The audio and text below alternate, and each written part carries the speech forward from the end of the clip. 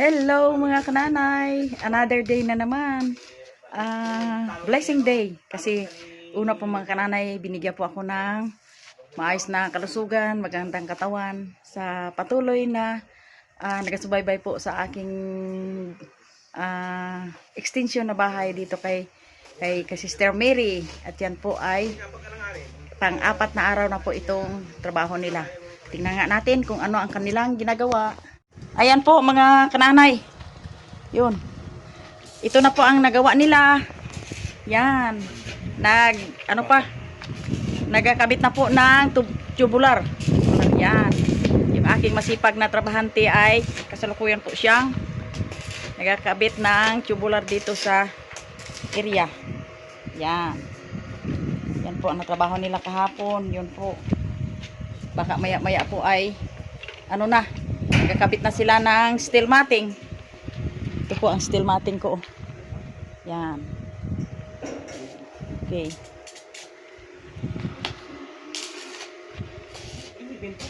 Okay. Yan po. Yan po ang kanilang ginagawa. Ngayon lang po ako mga kananay ranas na magbahay na ang pinaka kahoy po ay puro tubular. Pero ang taas naman po ng mga tubular ngayon. Biro mo makananay ang tubular dito sa amin. Ang isa po ang 2x3 ay nasa 600 plus na. Kaya medyo masakit din sa bulsa. Kaya yun po, kahit maliit lang itong aking pinagawang extension ay may halaga din po. Sige lang. Yan ang sinasabi mga kananay, habang may buhay, may pag-asa. Yan. Ito po ngayon ay yung aking mga trabahante po ay pahinga muna dahil alas 11:30 na. Ayan po ay tanghalian na sila. Kasi yung aming pananghalian po dito ay sakop po ang pananghalian sa arawan. Doon, merinda sa umaga, merinda sa hapon. At ang lakas ng hangin dito mga kananay. Kaya yan po ang aking trabaho dito. Ako po mga kananay ngayon po ay hindi po ako nagluto. Lang po ako nag-order kasi dito sa amin ay mayroong talipapa, mayroong maliit na restaurant. Kaya nag-order lang po ako ng kanilang ulam ngayon. Kaya ito po, maganda ang panahon dito sa amin. Talagang blue na blue ang langit. Yan po, langit. Talagang amihan na talaga dito sa amin. Yun ang climate dito sa aming lugar. Ito po malapit, tabing bahay po ako ng panganay ko, Sister Mary, at saka sunod po ay kay Miss Hayahay na bahay. Yan po, magkatabi lang po kami. Yan. At sa sunod po ay doon sa kay Milinric, saka doon kay Jen. Kaya punta muna ako doon habang hindi pa ako nagpakain kasi may pinuntahan pa yung trabahante ko. Yan. Ayan. Nag-ulam na sila ng aking ay aba, mataba ang katang.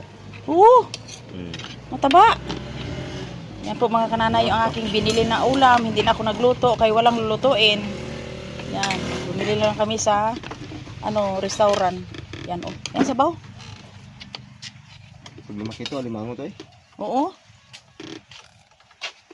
Ganda. Yan, mga kananay. Ito, kain lang. Amoy kwan? Amoy yung inihaw na na yung maraming tinik. Karatungan sa amin tawagin. Yan. Kanina mga kananay ay nagbili ako ng maraming kamuti pang merienda namin. Yun oh. Sarap ang kamuti oh. Yan. Yan, masarap yan ang kamuti.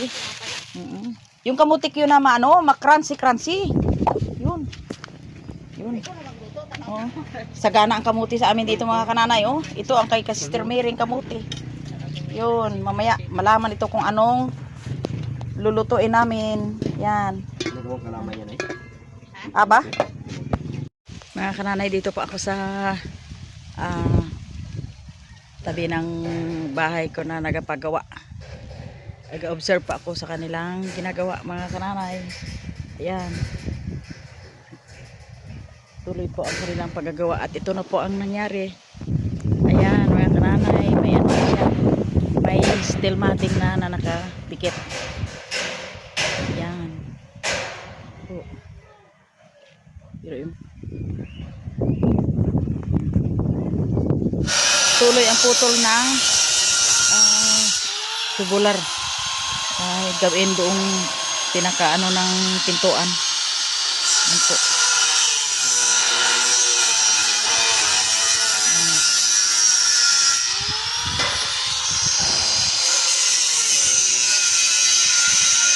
Ayan po mga kananay, nagluto na po ako ng merinda ng aking manggagawa. Tuwang-tuwa po ako mga kananay kasi yung bahay ko ay ilang araw siguro matatapos na dahil tulong sa inyo. Salamat po sa lahat ng tumulong sa akin. Ayan. Ang ganda ng ginawa ni Gina. Kamuti Q. Ang pulang-pula oh. Wow. Sikat. Sikat. Okay mga kananay. Dumating na po ang asawa ni Jen at yun oy nakakuha ng salmon. Ito ang pinakamasarap na ulam, salmon. Ayan oh, ulam nila. Oh, makishare ako mamaya ng salmon. Yan, masarap yan sinabawan. Okay. Ay, ito na po yung aking small home. Small home ha. Yan po. Wow. Tuwang-tuwa ako mga kananay kasi yung aking bahay, munting bahay ay maya-maya matapos na ito. Yun oh, ganda na. Yun. Puro ano ang kinilagay ko para hindi mainit. Lagyan na lang kurtina.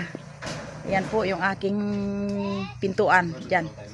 Yan po mga kananay, ito po ang aking lutuan. Mga ilang araw. Dito na matira si kananay. Yan, habang yung manugang ko ay nagasukat-sukat pa. Yan. So mga kananay, yung nagawa ng patatlong araw ang aking pang-apat na araw na pala. Yung aking patrabaho. Ayun po. Ayos na. Happy talaga ako mga kananay kasi since birth talaga ako, ngayon lang ako makabahay ng ganito na ano, puro tubular ang gamit. Kaya po ito mga kananay po ay baka ano kayo dahil puro tubular at saka yung kita sa loob kasi doon sa likod ay para hindi mainit yung kwarto namin ng dalawa kong apo, kaya ganyan po. Ito po ilagyan ko lang po ito ng kurtina mga kananay. Yan ang aking bagong bahay. Yan po, tuloy po ang trabaho habang may paggawa po. At hanggang dito na lang po yung aking masayang pagpatrabaho na masaya po ang aking kalooban ng dahil sa pagpatrabaho. Hindi ko sukat akalain mga kananay na magkabahay ako. Ibig sabihin po ito ay extension lang po. Ito po ay maliit lang pero kasya na po ito sa akin. Yan, kasi nag-iisa lang ako. Ito po ay yung kainan ko po at saka may kaunting tulugan dito. Pag mainit ba po ay dito po ako matutulog. Yun. Pero yung mga gamit ko mga kananay doon sa aking kwarto sa binigay ni Sister Mary na kwarto sa akin, yung mga gamit ko dito. Dito lang po ay tulugan ko at kainan para may privacy po ako. At hanggang dito na lang po yung aking masayang pagpapagawa ng aking small home mga kananay. Thanks for watching. At saka po mga kananay, subscribe po kayo sa channel ng aking anak na si Sister Jean. Yun, like and subscribe po kayo mga kananay. Thanks for watching.